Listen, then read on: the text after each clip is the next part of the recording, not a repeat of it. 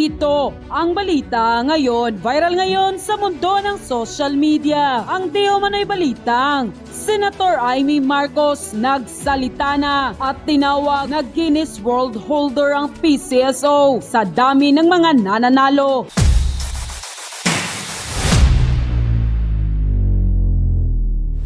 At eto na nga mga kababayan, tila may hocus-pocus di umanong nangyayari sa loob ng PCSO dahil sa 5 laro ng jackpot prize nito sa loto na nagkakahalaga ng 1.7 billion pesos, tinamaan agad sa loob lamang ng 5 buwan. Labis namang pinagtataka ng taong bayan, lalo na ng mga mananaya dahil noon hindi naman daw ito nangyayari at once in a blue moon lang daw ang tumatama sa jackpot price ng loto. Kaya Senator Amy Marcos nagsalita na tungkol sa mga kahina-hinalang sunod-sunod na pagkapanalo sa loto jackpot price ng PCSO. Ayon pa kay Senator Amy Marcos, kailangang malaman ng Guinness ito. Sobrang galing eh. Tayo na yata ang may pinakamaraming nanalo sa loob ng isang taon. Di mo malaman kung matatawa ka, maiinis o matatakot. Unquote. Isang ang makabuluhang pahayag ang sinabi ni Senator Amy Marcos,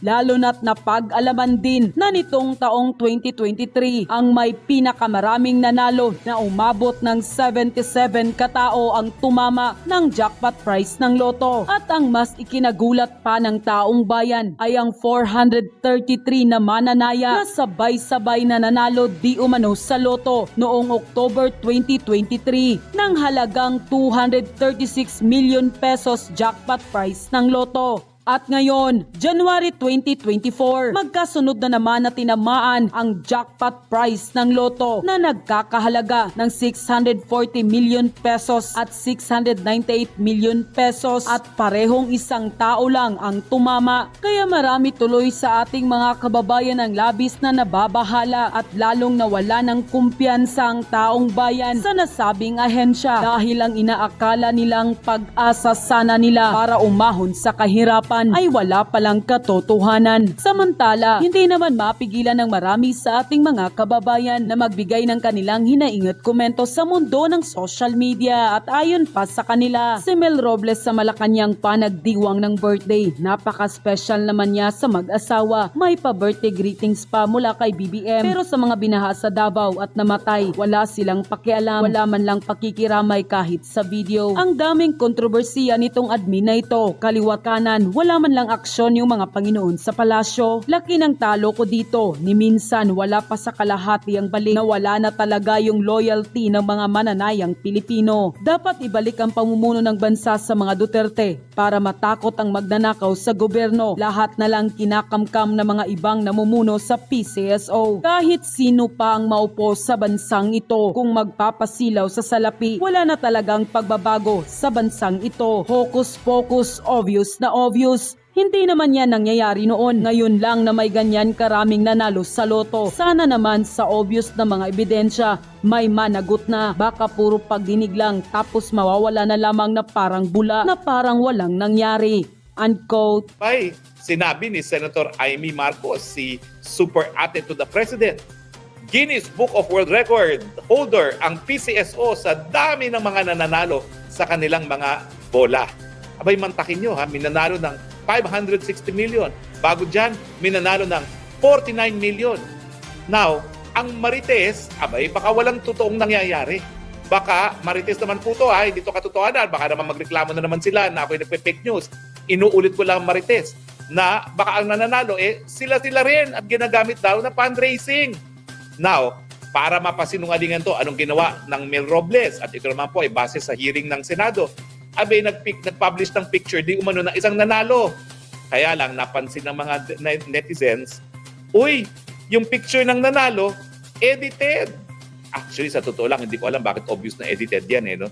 Ito yung larawan. Pero mukha kang edited kasi tignan nyo yung hawak na cheque. No? Parang superimpose yung larawan.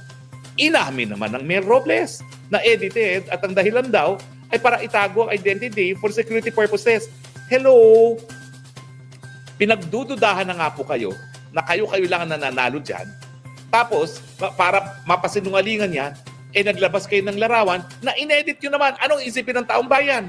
Lalo tuloy tumindi pa ang hinala na wala talaga nang nanalo dyan sa PCSO kung hindi kayo. Dahil kayo mismo umamin na heavily edited yung larawan na yan. Alam nyo, hindi naman kinakailangan kasi magsinungaling kung nagsasabi talaga ng totoo. Yung pag-edit ng larawan, yan po isang pagsisinungaling, di ba po? So ngayon, mas lalo pang nabuo sa isipan ng tao na baka nga walang nananalo dyan at sila-sila lang ang nananalo. Alam niyo po, masakit sa akin yan. Bakit? Marami pong hindi nakakaalam sa inyo. 3 buwan po ako naging corporate secretary dyan sa PCSO noong panahon ni Serge Valencia. Kaya po 3 buwan lang, lumabas yung appointment ko sa UP as full-time professor. So, pinili ko na maging professor sa UP kesa manatili sa board ng PCSO. Pero nakita ko po talaga kung gano'ng ka-epektibong mabigay ng tulong medikal ang PCSO. Una-una sa lahat ng empleyado, kasama na po ako doon. Abay, libre po lahat ng gamot ko bilang isang diabetic. At kung magkakasakit, sagot na rin. At talaga naman po, ang mga mahihirap, ang inaasahan lamang, medical assistance galing sa PCSO. Nung tayo po'y naging kongresista at sinulong natin ang universal healthcare, ang isa sa pinanggagalingan ng pondo para mapondohan itong libreng gamot at libreng paggamot, kalahati ng kita ng PCSO, kalahati ng kita ng PAGCOR, sin taxes, at saka yung annual appropriations. No? So ganyan ka-importante po at ganyan kalapit sa puso ko ang PCSO, hindi lang dahil minsan ako naging kabahagi ng pamilya ng PCSO, kung hindi, kung wala pong PCSO, hindi po mapapatupad yung pinaka-importanting batas na aking naisulong bilang isang kongresista, ang universal healthcare. So ayaw ko po na pinagdududahan ng tao kung talagang minananalo dyan sa PCSO. Alam niyo po, pag nawala ang tiwala ng tao dyan, sino pa ang bibili ng ticket ng PCSO? Wala na. Miski pa mag-online tayo, kung ang paniwala ng tao ay hausaw naman at wala talagang nananalang totoo dahil sila rin ang nananalo, bakit ka patataya? Kaya nga po ako, hindi na ako tumataya dyan eh. Hindi sa dahil dati naman ako'y tumataya, no? Pero siguro wala lang talagang panahon at miski may online na, no?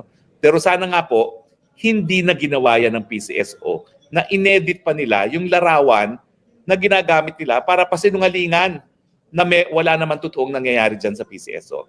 Lalo lang silang lumubog sa kumunoy kumbaga. Ngayon, mas matindi ng pagduda ng tao na wala talagang nananalo dyan sa pag-amin sa pag-edit ng larawan na yan. Alam mo, para maibalik ang transparency dyan, unang-una, yung dapat tinetelegraph ang pagbobola. Pangalawa, dahil alam ko po, doon sa train law na inalis na rin yung tax exemption ng mga panalo ng PCSO, dapat ang BIR na ang magsabi na binawasan na talaga nila ng buwis yung panalo, miski hindi sabihin ng identity. Ako po'y naniniwala naman na, kita nyo yan, kung malaman ng taong bayan kung sino yung nanalo ng 560 million, baka sila nang susunod na maging biktima ng kidnapping, no? Dahil yung ganyang karaming cash, talaga namang magiging target ng mga kidnappers for ransom, no? So, hindi naman dapat talaga isa publikong identity, pero dapat meron pa rin transparency at dapat pinagkakatiwalaan ka ng taong bayan.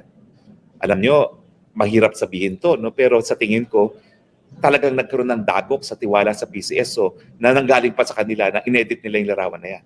Baka kinakailangan palitan ng mga personalidad dyan sa PCSO para mabalik yung tiwala ng taong bayan nang sila'y bumili uli ng mga ticket at magpusta online nang sa ganun. Lumaki naman po ang kita ng PCSO dahil pag mas malaki ang kita, mas malaki po ang pondong mapupunta para sa libreng gamot at libreng paggamot sa universal healthcare. Oo nga pala, no? Bago tayo magpatuloy, no? May lumabas din na balita na apparently, yung mga namumuno ngayon sa PCSO, kinasuhan din dahil dati sila nagtatrabaho parang sa LRT at ngayon po ay may hinaharap din silang mga kaso. Well, hindi pa naman po yung conviction, no?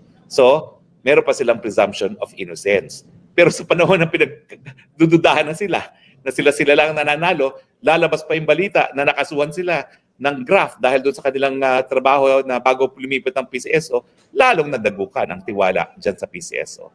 Kung ako sila, voluntaryo na ako magbibitiw for the sake of the institution. Dahil sa mulat-mula naman po talaga, itong Philippine Charity Sweepstakes Office ang siyang inaasahan ng mga mahihirap para sa kanilang mga pangangailangang medical. So for the sake of the poor and for the sake of restoring the integrity of PCSO, sana nga po, voluntaryo na silang magbitiw. Humanap na lang sila ng ibang trabaho siguro sa gobyerno. Malalakas naman sila sa administrasyon, no? So, hindi naman po sila mawawalan ng trabaho. At bago po tayo magtapos ng ating broadcast, umamin na po si Secretary Remulla, tutuluyan po talaga nila ang mag-amang Duterte sa ICC.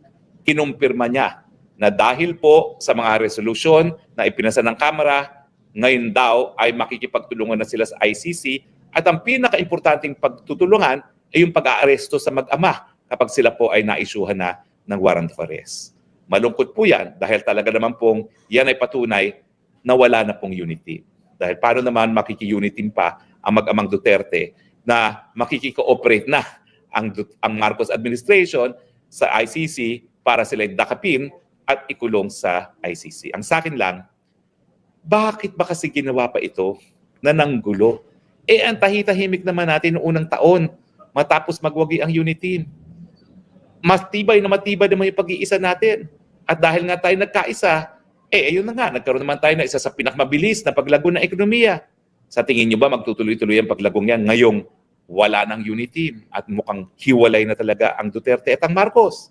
At syempre, papayag ba naman ng mga Duterte na sila ikulong na lang sa ICC?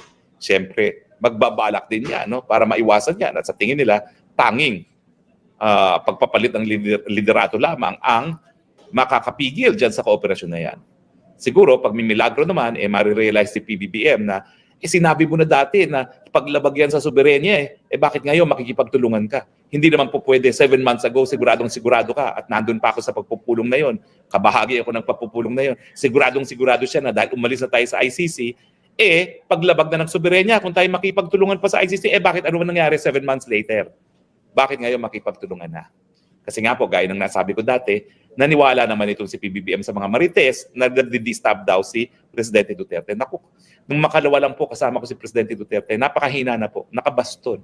At talaga ang kaligayahan na lang niya, mag-alaga ng apo niya sa tuhod ng apo ni Congressman Pulong na half Japanese. Yun na lang po talaga ang kaligayahan niya. So, miski sabihin na natin nakipag-usap yan sa mga general, kwento-kutsero lang po yun. Dahil sa totoo lang po, pag naririto sa Maynila si Presidente Duterte, tumitira po yan sa 90 square meter na condominium. Para ikaw po mag-distab, kinakailangan mo billion-billion na obviously wala po si Presidente Duterte. Malungkot po yan. Dahil nga habang nandyan ng unity, nakita naman natin, bagamat merong mga pagsubok, patuloy pa rin ang pag-usbong na ating ekonomiya. Ano na mangyayari sa atin ngayon? Lalong-lalo na mukhang lumalala pa ang hidwaan dyan sa gitnang silangan. Anyway, enough of my thoughts. Ano po ang inyong thoughts? Agree or disagree?